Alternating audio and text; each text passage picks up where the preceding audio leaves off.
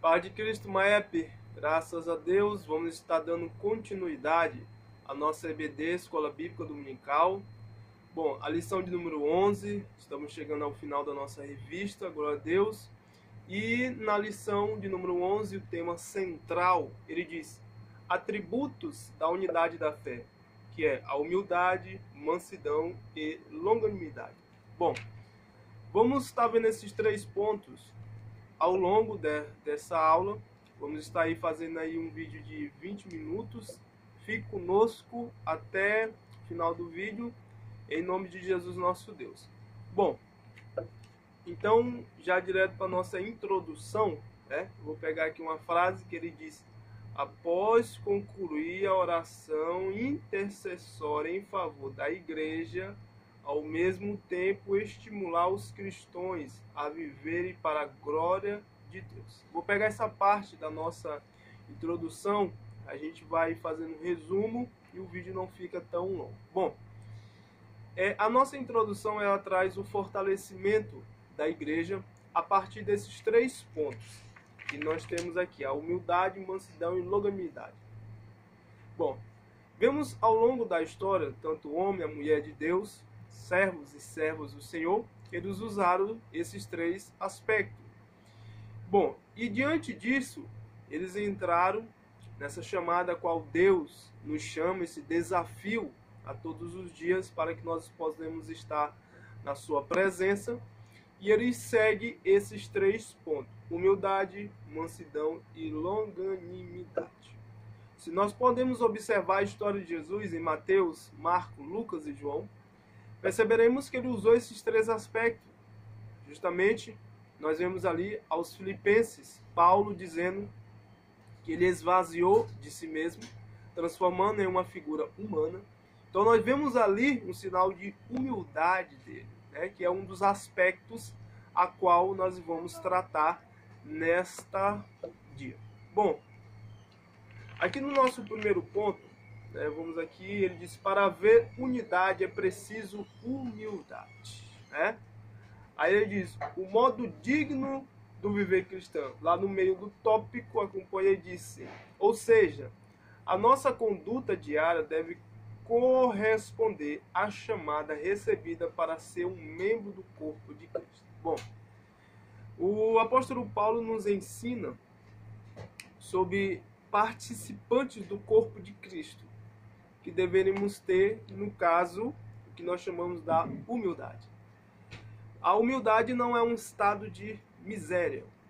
Essa humildade, porque toda humildade ela é profunda. Olha as palavras de humildade de Cristo quando ele disse a Nicodemos, o mestre Nicodemos, e é o próprio Jesus que chama ele de mestre. Mestre em Israel, e não sabeis disso. E o que ele tinha falado? Anteriormente, né, ele disse que era necessário o homem nascer de novo. Nicodemos não entende. Perceba que as palavras de humildade de Cristo também são profundas. Então, a humildade não está na demonstração de pouco conhecimento, mas sim na simplicidade. É a humildade, e toda humildade, porém, é profunda. Então, não confundamos miséria de conhecimento para o conhecimento a qual Deus nos dá. Bom, aí ele diz aqui, no subponto, a humildade, olha o que os pagãos, eles entendiam sobre a questão da humildade. Ele diz assim: para os povos pagãos, a humildade não era uma virtude. Pelo contrário, era considerado uma atitude negativa, fraqueza de caráter e falta de amor próprio. Para esse povo pagão, não era algo positivo, e sim negativo. Não era força, era fraqueza. Não era um caráter, mas era falta de caráter a humildade. Eles entendiam como um rebaixamento do ser humano. E, muito pelo contrário, se nós formos observar a Bíblia Sagrada, os últimos serão os primeiros. A Bíblia trabalha em uma ordem a qual Deus deu, né? Porque se a Bíblia tivesse os pensamentos do apóstolo Paulo, já tinha se perdido. Ali é o pensamento de Deus. Então, Paulo, inspirado por Deus, nos seus pensamentos, a escreveu. Não só ele, como todos os autores ali. Há uma compreensão de 40, o número, ele não fecha, né? Nós temos ali pessoas anônimas, então não há uma compreensão, mas ali basicamente 40 autores da Bíblia Sagrada. Percebemos que ele escreveu inspirado por Deus. A inspiração é uma só. Os escritores que são vários. Bom, então, para os povos pagãos, a humildade não era um sinônimo de força. Mas olha o que diz aqui. Continuando, ele diz, na vida de Cristo é que a humildade aparece como virtude. Então, para Cristo era uma virtude. Então, em Cristo, a pessoa que tem Cristo demonstrará essa humildade quando ele tem verdadeiramente Cristo. Não falando de Cristo, mas tendo Cristo. Tendo Cristo na vida. Porque falar até o diabo fala. Mas viver, ter isso como base, como a sua vida, como o seu respirar. Jesus Cristo, então, essa humildade será demonstrada e através de Cristo isso é uma virtude. Dando continuidade, ele diz, a verdadeira humildade.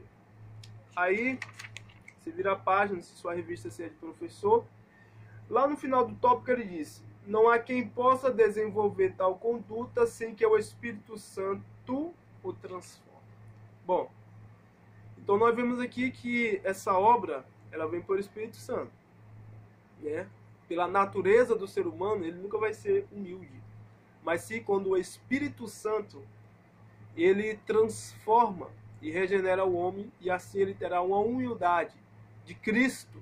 Então ele aprenderá com o mestre dos mestres, que foi Jesus Cristo, o sacerdote do sacerdote.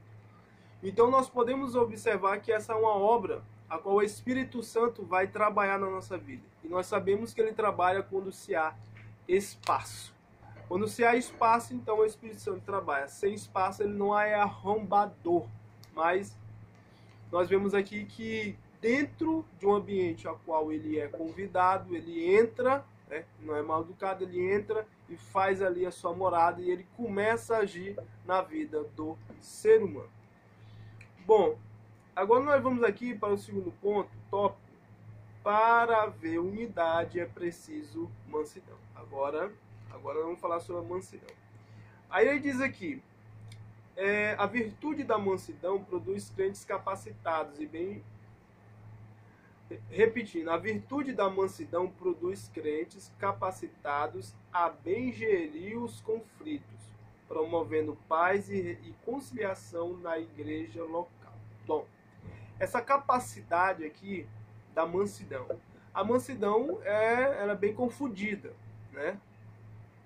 Porque a mansidão aqui, que nós vemos como fruto do Espírito Santo de Deus, nós vemos aqui como uma capacidade da pessoa, a qual ele consegue estar no meio do furacão, mas ele tem mansidão para as tomadas de atitudes, porque ele está na pedra e não na areia, na pedra que é Cristo Jesus e não a areia do mundo.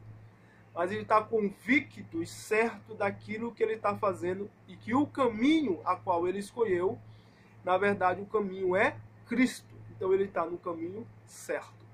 A mansidão ali nós vemos como um autocontrole, né? E esse controle na geração de Cristo Jesus na nossa vida.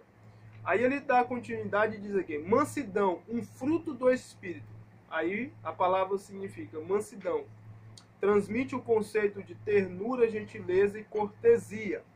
Lá no final do tópico ele diz, aprendei de mim que sou manso e humilde de coração.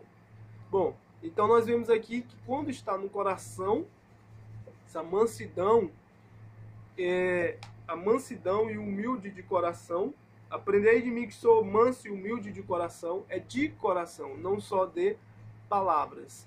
Mas quando há o coração, há também as atitudes. Então Jesus Cristo ele ensinou para o fortalecimento da Igreja Sagrada esses 3 pontos, longanimidade, mansidão e humildade. Bom, dando continuidade, ele disse grandes exemplos de mansidão, Moisés e Jesus. Eu não vou ler o tópico, mas os irmãos já acompanharam aí na revista, onde ele fala de Moisés e Jesus. Bom, aqui Jesus ele vai citar a questão que ele se fez uma pessoa humana, e Moisés vai citar que ele era um líder de mais de 2 milhões de pessoas, lembrando que essa contagem de mais de 2 milhões de pessoas é uma contagem ali militar. Então perceba que esse número ele pode ser muito maior. Alguns estudiosos acreditam em até 4 milhões de pessoas.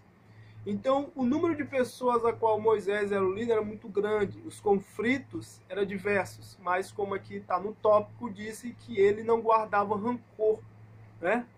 E ele não retribuía com a maldade que era recebido, mas com amor. Então, ele era humilde. Ele era manso, longínquo.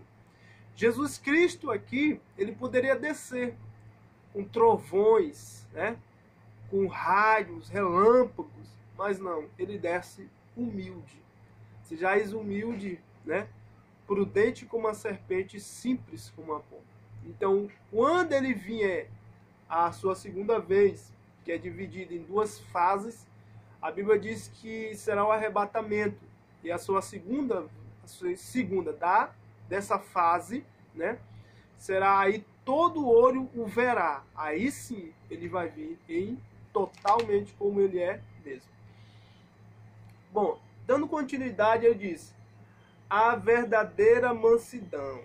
Agora nós vamos observar, lá no meio do tópico ele diz: não cede às provocações, nem dão espaço para o ressentimento. Não significa fraqueza ou inferioridade. Pelo contrário, indica o mais seguro controle emocional. Bom, estamos aí 11 minutos. O que é o controle emocional, né? Esse controle emocional, nós vemos aqui, não é um sinônimo de fraqueza, como o escritor, ele já está nos mostrando. Para que não ceda às provocações, e quando não cede às provocações, não cria um espaço para uma guerra desnecessária que não é para ter naquele momento.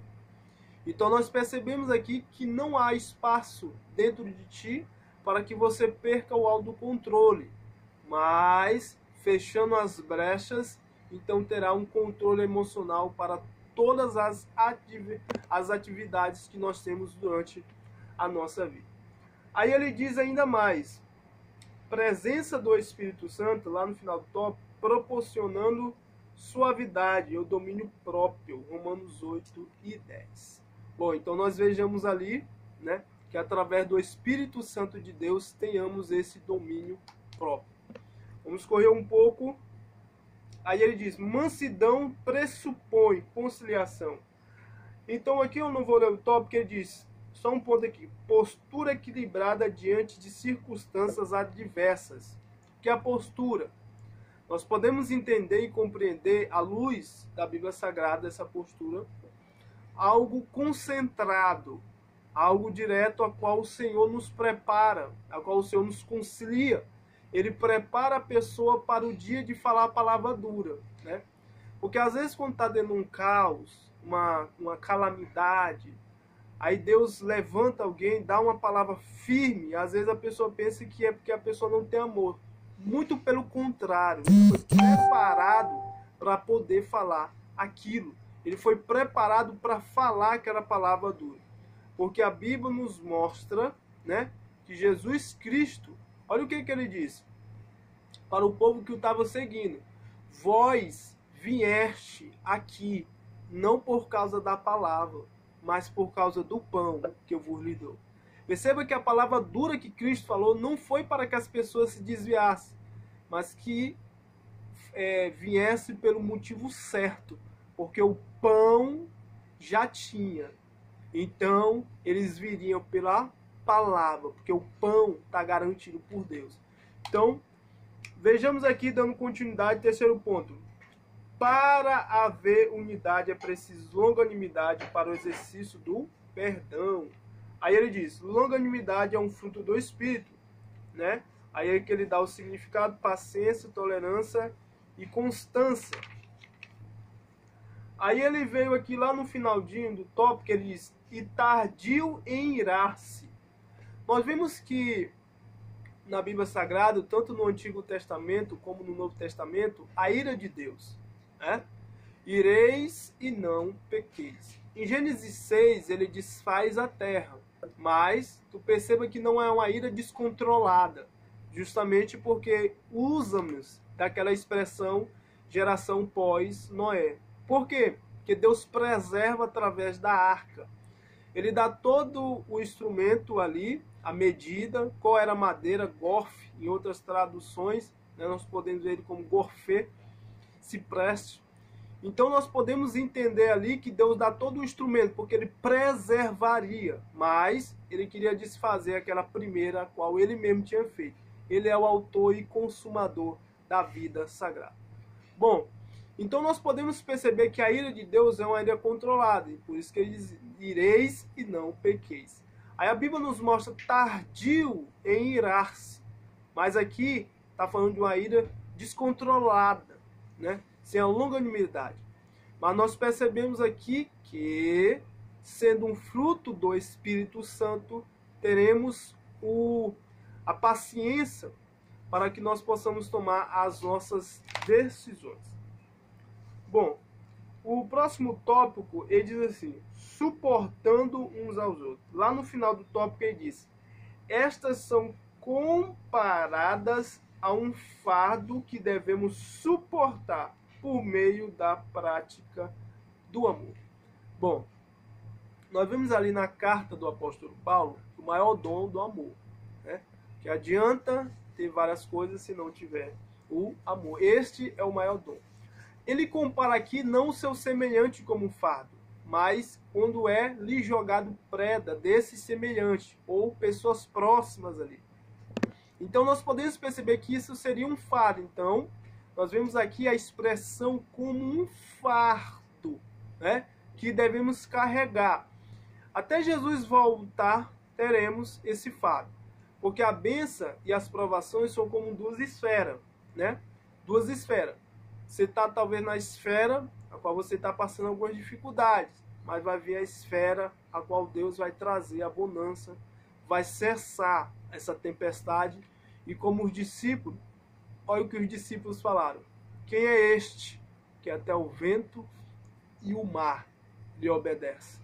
Então vai chegar uma hora que Deus vai acalmar essa tempestade. Então tem a esfera que tem um dia mau, a calamidade, o dia difícil, mas vai vir a hora que ele vai trazer a outra esfera, que é a esfera da bonança.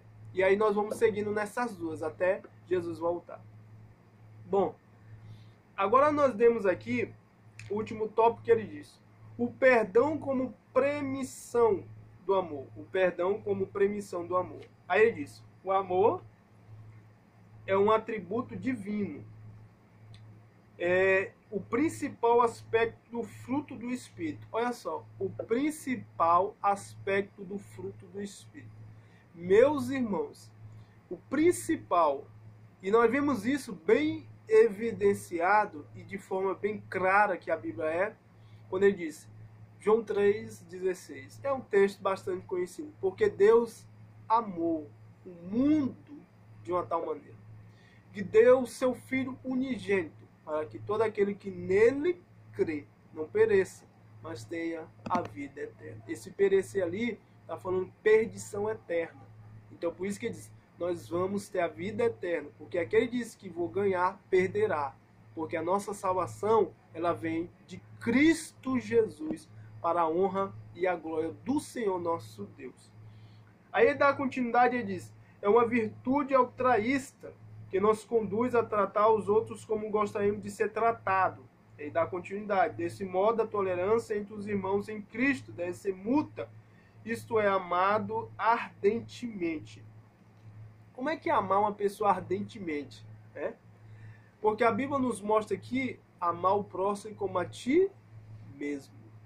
Então, amar a pessoa como se fosse você mesmo, fazer algo para a pessoa como se fosse para você mesmo. Ninguém vai querer fazer o mal para si próprio. Então, assim como a outra pessoa, fazer o bem ao outro, como se fosse a ti mesmo.